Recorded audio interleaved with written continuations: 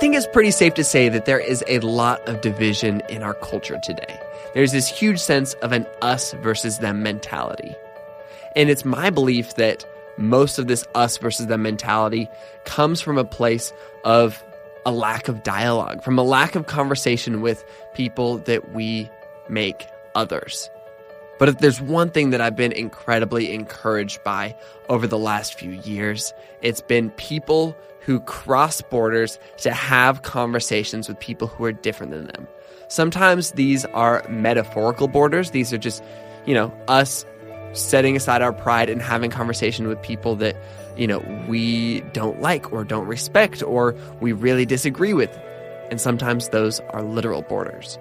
This week on the podcast, I got to have a conversation with a guy who crossed both kinds of borders. His name is Yonathan Moya, and oh my goodness, I love what he's done. But first, really quick, if you're new to the podcast, this is Sounds Good with Brandon Harvey. I am Brandon Harvey, and every week we host hopeful conversations with optimists and world changers about the unique experiences that drive them to use their influence for good. Yonathan Moya fits the bill incredibly well.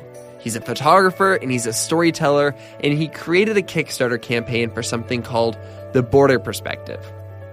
Having grown up in Mexico and then moving to the United States side of the border, Yonathan has kind of seen this whole world of politics and division around this place that he grew up in, this area, this part of this continent, as really divisive. And he wanted to just have a more full perspective of what life on the border was like. He didn't have an agenda. He just wanted to document life on the border and learn by listening to the perspectives of people who live there. So again, he started this Kickstarter campaign to raise the funds to do this alongside his brother Jordan, and Kickstarter loved it. People joined in from all over the world. They supported this project, and Yonathan got to go on this trip, and they took a drive from Texas all the way out to California, driving along the United States-Mexican border the entire time. Yonathan actually got to meet the type of people on the U.S.-Mexico border that we only read about and hear about. They're the people who just live in the communities. There are also people who have illegally crossed the border on several occasions. Yonathan got the chance to meet with the type of people on the U.S.-Mexico border that we only really ever hear and read about. He got to have conversations with people who just live in these communities. He got to talk with people who have risked everything to cross the border illegally. He's talked with people who have been deported and their lives have been radically changed. And through all of this, he just let people take them into their world. He dove in to fully understand what these people's lives are like. And I think that's what it's all about. It's all about understanding others and building that sense of empathy. What I love most about Yonathan's project is that we often dehumanize people without hearing their stories or without knowing what they've gone through, where they come from, or where they hope to go. And he dove in to have those conversations that matter. And he shared them with us in today's episode. I'm really excited about this conversation. It was great to catch up with him now that he's back from his trip. And I think you're going to like the conversation as well. So without any further ado, this is Yonathan Moya and I having a conversation about the U.S.-Mexico border.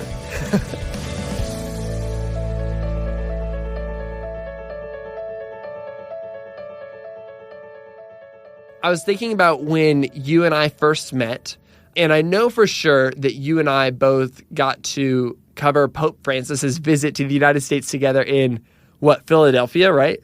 That's right, yes. But we met before that, right? We did. We met in St. Paul, Minnesota, when you were passing through on the Passion Passport trip. That's it. It was just a brief moment, but I remember by that time we had been selected to cover the Pope's trip on the East Coast, and so I was like, hey, Brandon Harvey's stopping by with a bunch of other people, and so I think we had an opportunity to introduce each other, and so that's when we met. Yeah, that's it. We met at that coffee shop. That was it.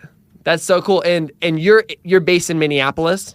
Yep, so I moved to Minneapolis recently, just in the last few years. My wife grew up here, and so that's kind of one of the main reasons why I stick around. Nice. And where were you at before?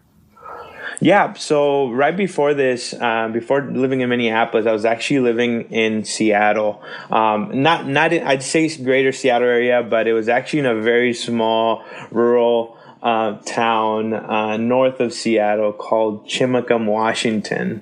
It was definitely Whoa. very. I'm from Washington. I've never heard of that. Yeah, it's actually between like Posbo, which is north of the city, and then like Port Townsend, kind of around the Puget Sound area. But that's where Experience Mission, the organization I work with, that's where at that point we had our office there. And so I was living out there for a number of years while I was traveling, and just kind of make the best out of it. You know, even though it was a kind of a remote place to live in. You launched a Kickstarter right before we launched our Kickstarter for the Good newspaper. And that's right. It was so fun to I was just spending a lot of time on Kickstarter because we were building our page. We were, doing research, looking through all the resources. And one day I hadn't even seen your social media post. I just opened up the front page and was like, oh, this is a really cool project. I'm going to check this out. And then I opened it up and I clicked to watch the video and it was your face. And I was like, what? I know this guy. I thought that was a pretty cool way to find out about your Kickstarter.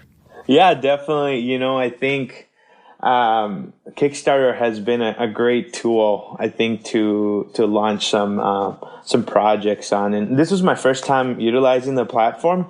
So in a lot of ways, I don't know, kind of your experience, what you found, and like you said, you did a lot of research. I was immersed in it as well for just, the weeks leading up to that, because I said, how have other people done it? How can we create a successful campaign? And just to gain momentum, towards achieving our project. And for those who don't know, tell me a little bit about your project. Yeah. So I grew up in South Texas. And so my parents' house is actually right now about 3 miles away from the U.S.-Mexico border. And so even though I live in the Midwest now, I think there's just been, obviously, the political climate, political conversation. I was in a group text with my siblings, and we were all kind of just talking about the culture, how it's making us feel, especially because we grew up on the border. I think when we think about the border, for us, it's home. My parents still live there. Two of my siblings actually are going to school there. My sister just graduated from high school last night. And so I think the entire conversation surrounding that region in some ways was very negative, and in some ways was having some, I don't want to say negative, but just it was definitely having some sort of impact in our lives. And so I kind of threw out this idea. I said, what would it take for us? And I was thinking maybe my brother Jordan and I to do an entire border trip, especially because I realized that living in the Midwest, a lot of the people that I interact with on a day-to-day basis have never traveled to that region of the country, or maybe don't even know anyone who grew up in that region of the country. And so for myself, since I've been there, I lived there for many years. My parents still live there. I have a completely different perspective of what life on the border is like. And you've got a background in photography and social media and storytelling. And so your thought process was, let me apply this to something that's really close to home, quite actually literally for you, to help communicate this with people who don't have any connection to this. Exactly. Yeah. And so one of the things that, because my brother Jordan and I did this trip together. And one of the things that both of us have in common is just kind of our passion for photography. And I think in some ways, the way we launched the Kickstarter video and the initial Kickstarter campaign was, we said, we want to invite people into a non-threatening conversation, right? Because I think we can shout our stances or our beliefs from the mountaintops, but I think that's really what's causing the divisive conversations or just divisiveness around our country. And so I said, what if we can invite people into something that's healthier, into something that's maybe visually appealing, maybe bring a different narrative to the conversation, in hopes to engage those who wouldn't otherwise engage in a conversation like this, but would be intrigued, How do you feel like you were able to, or at least what was your goal going into this on how to make this non-threatening?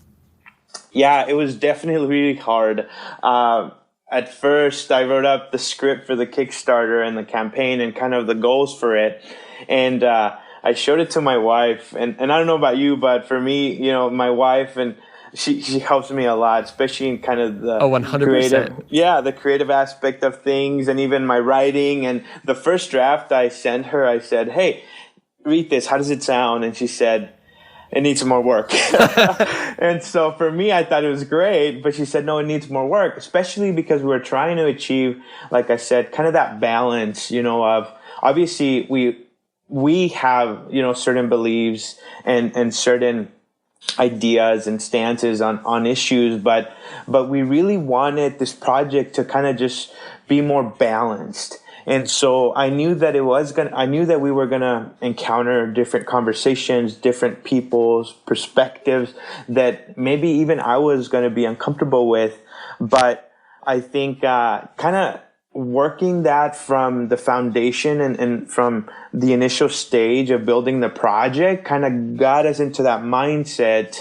So when we were out, capturing photos and these stories and listening to people, it helped us definitely process some of those conversations in a better way.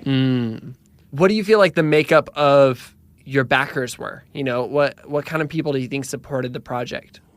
I would say a lot of the backers were definitely, a lot of people that, in some ways, are friends, family, and people that I think agree with having more of a dialogue, especially in a time as divisive as this.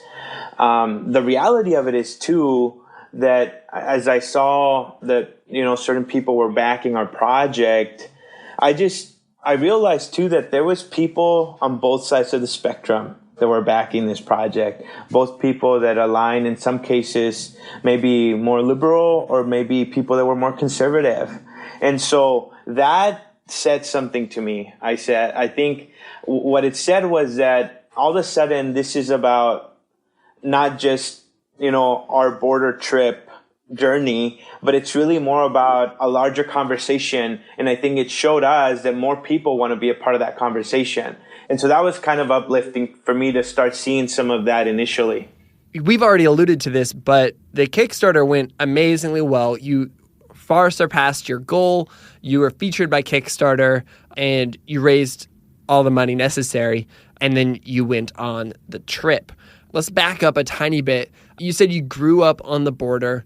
What was that like growing up on the border? I loved growing up on the border. I think when I think about my childhood, there's something just really innocent, about our childhood, I think. And I loved the place where I lived. I obviously didn't know any different. I didn't know any other place.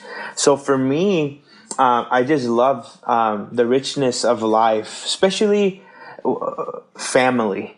Because, I come from a Mexican culture, relationships are crucial. Family is very important. And so when I think about my time of growing up, I think about, Saturday afternoons when my parents would say, "Hey, let's go across the border and have dinner."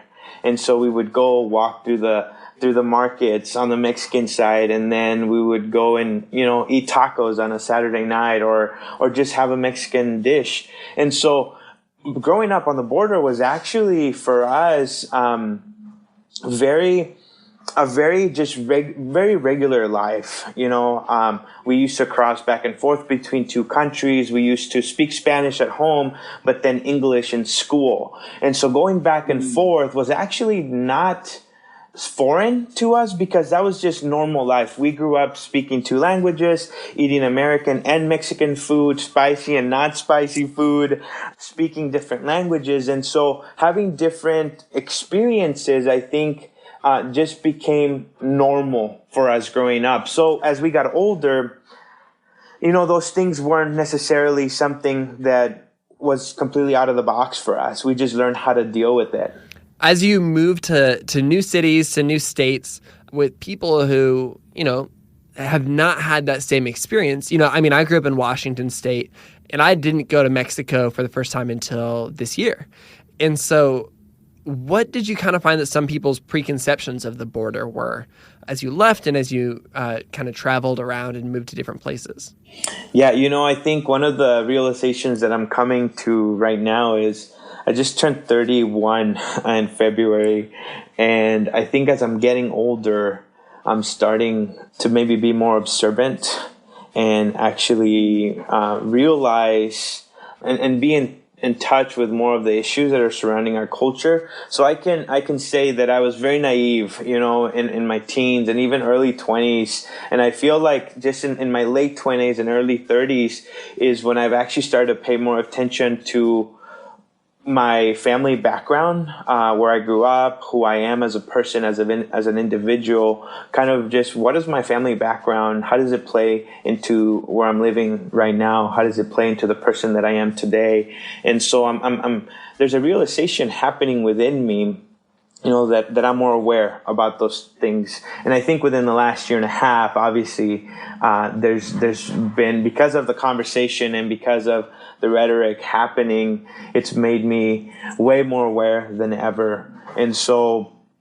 some of the realizations that I've had is that people only know the border through the media, right? And so I think, unfortunately enough, oftentimes only the negative things that happen in that region of the country are the ones that are being reported. So, the border is like any other place in our country. I mean, there's really good families, really great places to live, but then there's also criminal activity. And that's just the nature of the world that we live in, no matter what country you visit, right? And so, unfortunately enough, I think that certain in the different places where I've lived, and I think it's been harder here in the Midwest for me, because I think I found that, and very respectfully I say this, I think just people haven't had the opportunity to travel there or to get to maybe learn more about that region.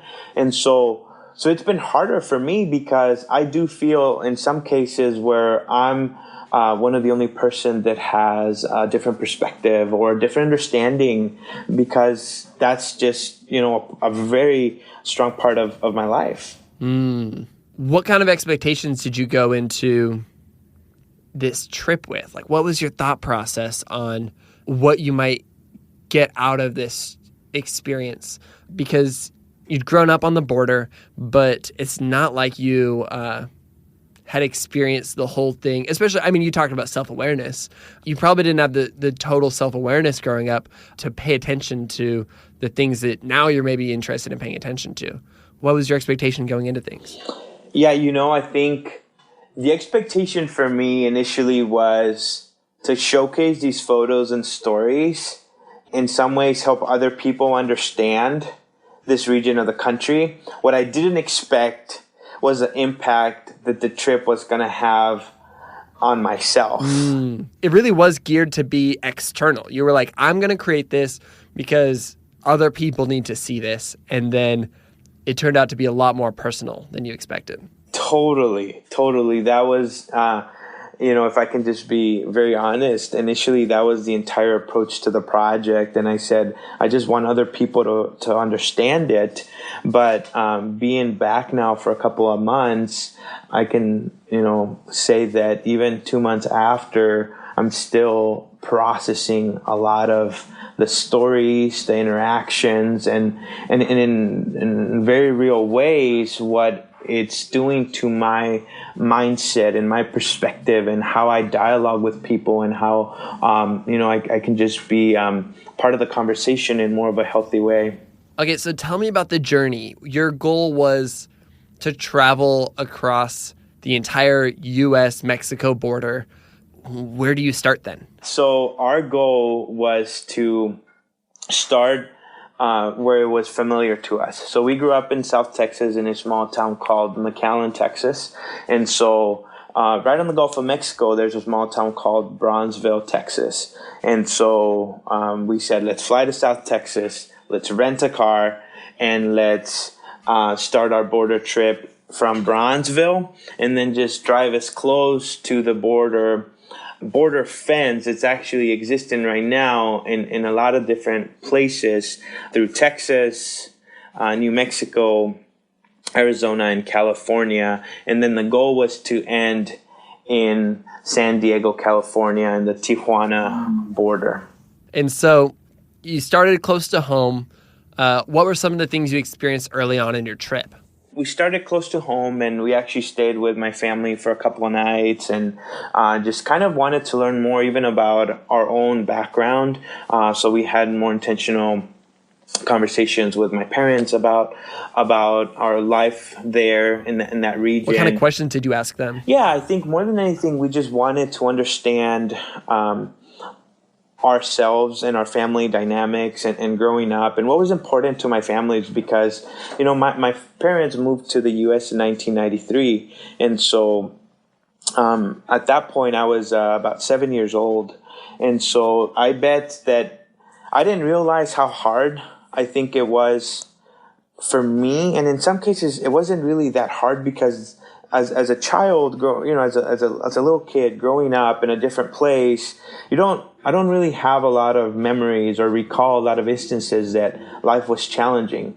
But for my parents, who were adults and who had to seek new jobs, find a new place to live, and completely be immersed in a different culture, I realize now that it was way more harder for them to be a part of that transition than it was maybe for myself. That's super interesting.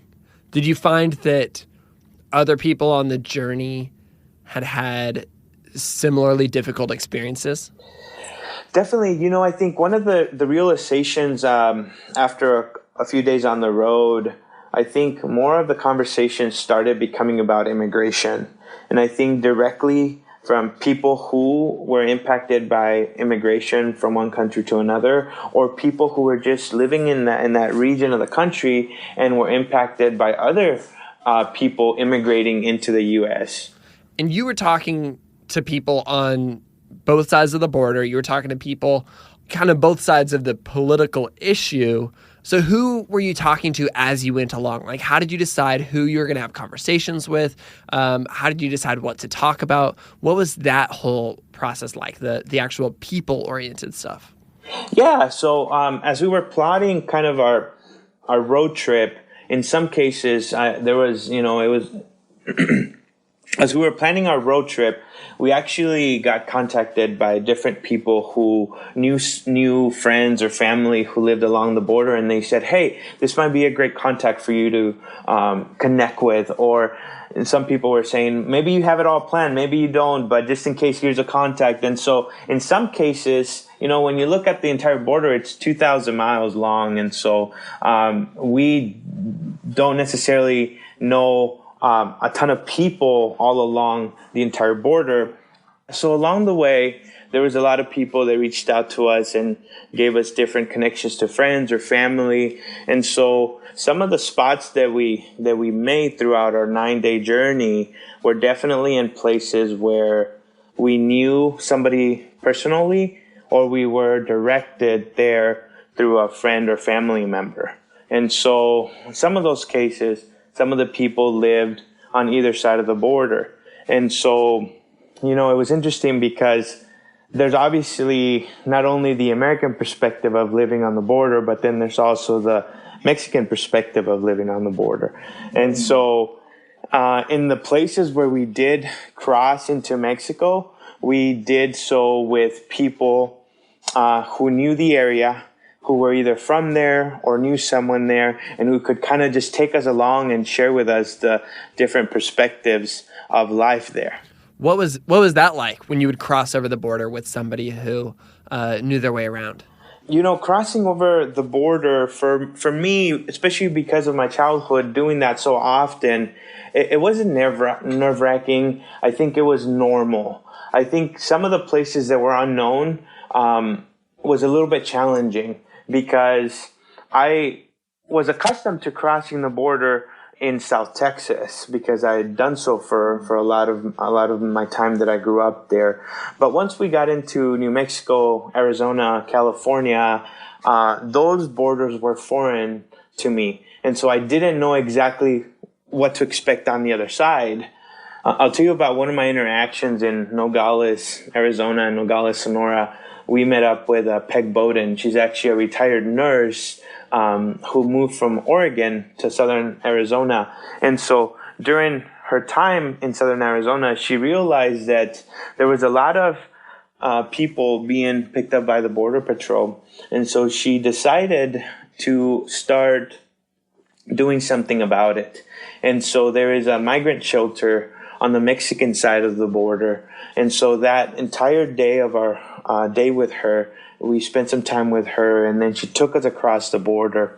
And we went to this migrant shelter called El Comedor, and we met people that often I only hear about or read about, through the media. But we met people that were trying to illegally cross the desert, for the third time that week. We met another guy who had just been deported that morning. I think we met him at around 11 a.m. and he'd been deported into Mexico at 7 a.m. So some of those interactions, I didn't even know that we were going to have, but because we met Peg and she took us around and she said, let me take you into my world, right? And so obviously her world in a lot of ways is very impacting. I think some of the stories are just really raw. And so that interaction for me, that entire day in southern Arizona and northern Mexico across the border was definitely a very eye-opening time, because so often we only understand those stories through the media. You grew up on essentially both sides of the border. You get to have experiences on both sides.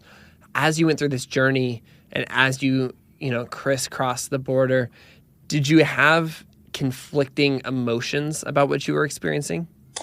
I did have conflicting emotions about a lot of things, actually, because just like I know the border as home, I also know that right across the U.S. border in Mexico, there's a lot of crime, right? And so I was never faced with any crime, I would say, growing up. But I think during this last trip that we took along the border, I realized that there's severe corruption. There's a lot of organized crime that is currently happening, right? And so I think I'm trying to understand I'm trying to understand myself and realize, where do I stand in that, right? Because obviously we want to live in a safe country. At the same time, we want to provide opportunities for people that don't have safety in their own countries, or maybe they lack a job or opportunity. And so what do we do about that, right? And so it was very hard, because obviously I'm trying to humanize the people and the stories and understand their humanity by listening to them. And at the same time, I'm dealing with these internal conflicts that I have on my own. And so it's a very complex issue to try and understand, because, as I mentioned earlier, there's corruption, illegal immigration, organized crime. The environment is something very important to some people. And so you throw all that in a pot, and it's like, where do you begin, right? I think the complexity of it all, and for me, trying to understand and make sense of that complexity, especially because I'm the one traveling through, listening to the stories, realizing that there's two sides to every perspective. How do I make sense of it all? Yeah. Did you come to, I know this is a stupid question, did you come to any conclusions with those questions you were asking? I came back with way more questions than I left. That's good. That's how you know that you did it right. Yeah. Yeah, I came back with more complex thoughts. about the entire situation, it's hard for me to fathom that one single policy is going to, kind of influence the entire complexity of every issue currently happening there. Isn't that interesting how I think that the deeper you go into these big topics and the more you try to understand it, the less secure you feel about your preconceived notions and the more questions you end up with. Exactly. I think you mentioned you talked about the expectations earlier on in one of your questions, and I never expected that the post-processing of the trip was actually going to be the hardest thing to undertake. The 9-day road trip was, had a beginning point and an ending point, and we took photos and we, stayed up late and wrote stories, captured photos. But now it's been 2 months later, and I can't tell you how much processing I do every single day about all the interactions, and even my interactions today in the city that I live in, and with the people that I interact. And that's been harder than the actual trip itself.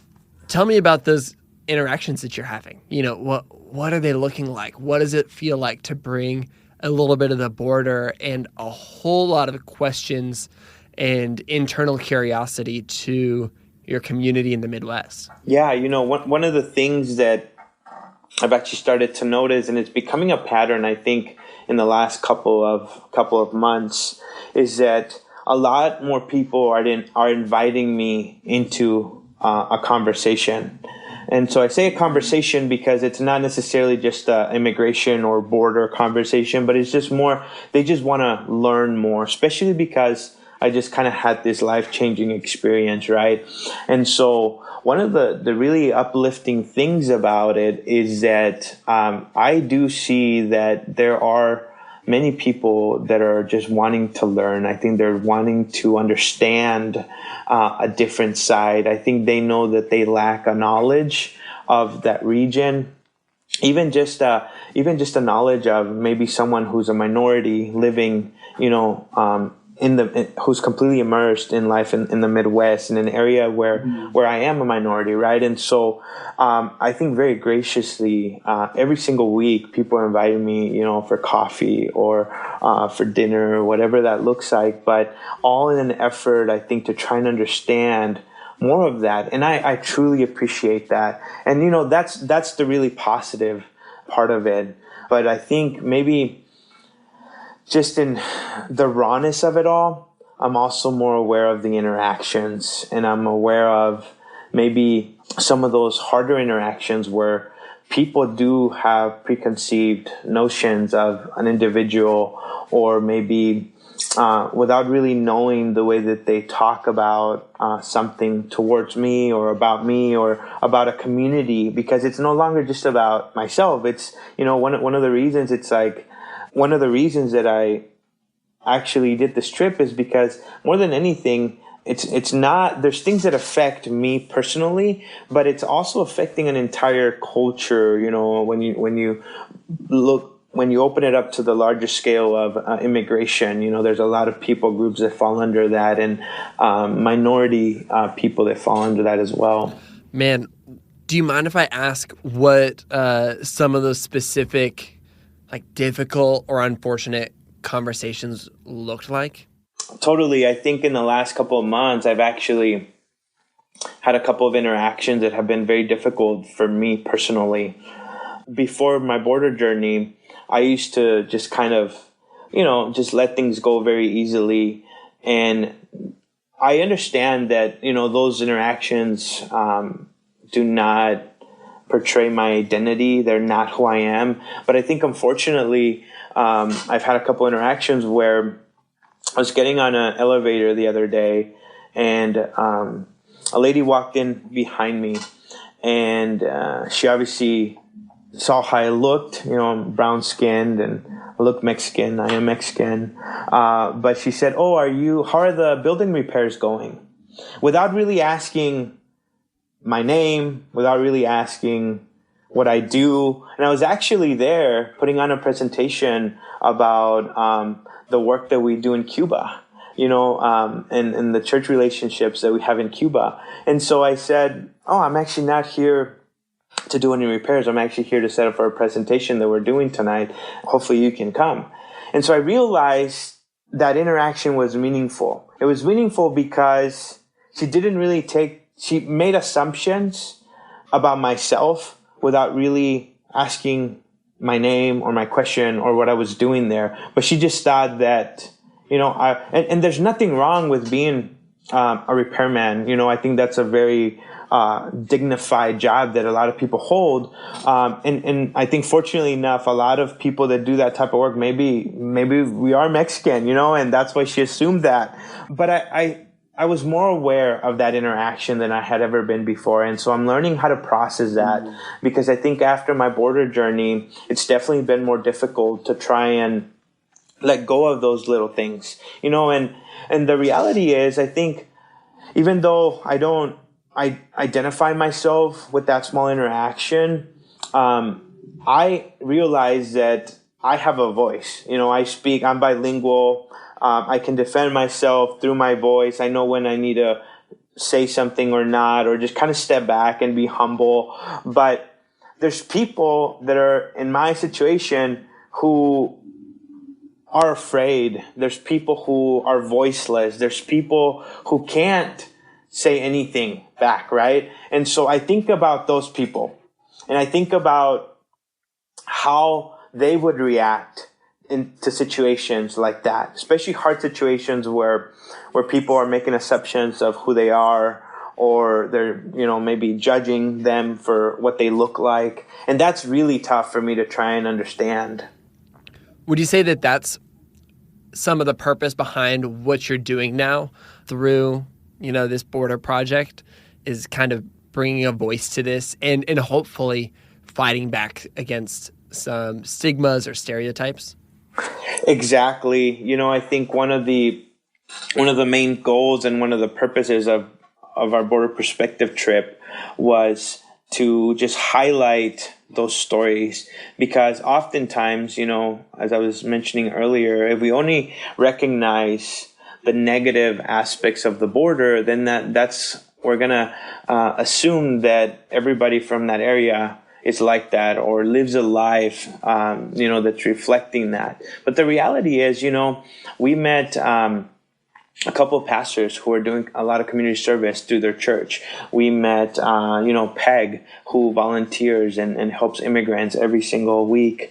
We met a little league baseball team, who practices baseball right on the border from, in El Paso and Ciudad Juarez. And so those interactions just kind of bring more meaning to the fact that that's just real life. And just like you can find those stories along the border, I can find those stories here in Minneapolis, and you can find those stories in Nashville. And so there's a portrayal of the humanity of these stories that you can see all across our nation. And therefore, I think you can understand and say, maybe we're not that different. That's really, really good. Man, what's next for this project? You went on the trip, you've been processing a lot. I'm sure you've got lots of images and footage to go through. Kind of what are you guys up to next, and where do you think that this experience is going to take you? Yeah, so right now we're just doing a lot of processing. We're still continuing to share some of the stories through our Instagram page. We continue to edit photos. I think we captured around 4,000 photos. Obviously, if you're a photographer, you know that not all 4,000 are good, right? But it's singling down to, okay, what are the powerful stories? What are the powerful images that we can share? And then what do we do with them? So, and in the meantime, right now we're actually continuing to edit those photos. We're also at the same time working with our videographer who actually went with us on this trip and putting together a mini documentary. We're trying to understand the audience that this is going to be shared with. We're trying to understand the story of how all these different small interactions through these 2,000 mile, through our 2,000 mile journey, how do they come together and share one common theme? And so our goal is that by the end of this year, we'll have something to just present, and we're going to do it in a very millennial way, right? We're going to utilize our social media platforms to share that message. And I think because it's important. So all along, the photo processing, the mini documentary, there's some talk about what would it look like to do local events in the cities where, here in Minneapolis or maybe in northern Indiana where my brother's from. And so all of those take finances, commitment, a lot of extra time that I'm trying to figure out where to find. But that's kind of some next steps in some ways. And where do you see this going in the far future? Do you think that you'll visit the border again? Do you think that you'll try to go deeper and have some more experiences? Or do you feel like you left with enough questions already? One of the things that I didn't expect after coming back from the trip was that people kept telling me and asking me, so you're going back, right? I didn't know how to answer that question because I said, well, I already did the entire journey. But the realization that came to me is that we've only scratched the surface of the stories, right? I think the rhetoric, the conversation, the reality of the border is that life continues. Life is normal. Life goes on. And so we actually do plan to somehow seek more opportunities that will continue to fund our efforts to continue to share these stories. I'm actually going back to the border at the end of May, and I'll be there for Christmas with my family. But I want to utilize those opportunities either, with the time with my family to also continue engaging in those conversations and continue to highlighting those stories of the people that are living there. That's beautiful. I'm glad that you're doing that. I've got two final questions I'm really curious about. Question number one is, I think that the stories you're telling are such great tools for building empathy, and I think that there's so much power with them. How do you think that you can get that in front of the people that you think need that the most? There's a lot of division around the topic. There's a lot of hateful rhetoric. How can you get this story and other meaningful and important stories to the people who are maybe slinging the most rhetoric? Definitely. I think one of the approach that we initially took, the non-threatening approach, I think works in many cases because we just want to invite people into a safe place. We know that some of those, obviously that's easily said than done, but I think through the stories that we continue to share, there's some interactions that can transcend all cultures. And so for us, it's finding ways to invite those people into those conversations. I know that I'm intentionally seeking some of those interactions personally and very intentionally seeking those. And it's hard. It's hard because oftentimes there's people that don't want to give you the time. And not that they don't want to give you the time because they don't respect you or they're busy, but I think it's because I think that, I definitely have a different approach, different sense of the conversation. But I want to place myself intentionally in that path, in those conversations, in that environment, so that hopefully I can influence the conversation and the rhetoric to a much fuller perspective and understanding of the humanity, that's currently in that region of the country. And then what about people kind of on the other side of things, people like me who sometimes I just don't know what to think, or, I'm curious and I don't know where to start. For people who are seeking understanding in, not just the topic of the United States-Mexican border, but in other complex things in a time that feels really divisive, what kind of recommendations do you give to them for seeking real, authentic stories and experiences that lead them to more questions than answers? As I was processing my trip, I realized that interactions matter. And I think sometimes because of our, the way that our generation interacts through the digital platforms, sometimes there's not feelings attached to what we post. But there are feelings attached when we sit around a table and share time and coffee with somebody else, right? So the conversations that we have are important. And I realize that not everybody can take, a 2,000-mile journey along the border to try and understand that specific topic. But you can befriend, maybe a person that's different than you are. You can be friends and interact in a region or in a place in your city that maybe you don't typically go to. I'm thinking of myself here in Minneapolis. There's an area of the city that's very diverse. There's a lot of Somali population. There's a lot of Central Americans, and so I'm thinking of that place in my city. So think about what is that place in your city? Who is that person around your circles that maybe you intentionally have to place yourself there so that you can try to understand their perspective or where they're coming from, and not so that you can change your stances or beliefs or perspective, but just so that you can have a balanced conversation about understanding where the other person's coming from. Because I think obviously both of those conversations and those perspectives are really important, but unless we share in conversation with that person, then we're not going to empathize with them. But once we do, there's no way we can't care about who they are. That's perfect, man. That's absolutely beautiful. I think that's a perfect way to end this episode. If people want to follow along with what you're doing, and if they want to learn more about everything you've been up to, how can they do that?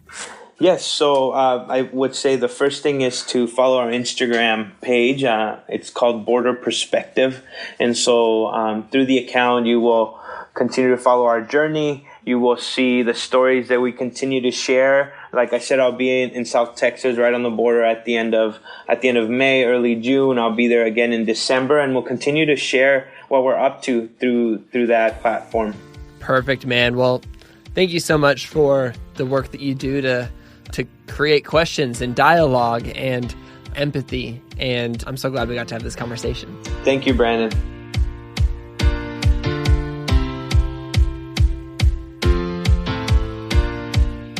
Man, I'm so glad that we got to dive deep into that conversation. I think Yonathan left me thinking about something really, really good. He said not everyone can just take a 2,000-mile journey to find out more about a topic that they're interested in.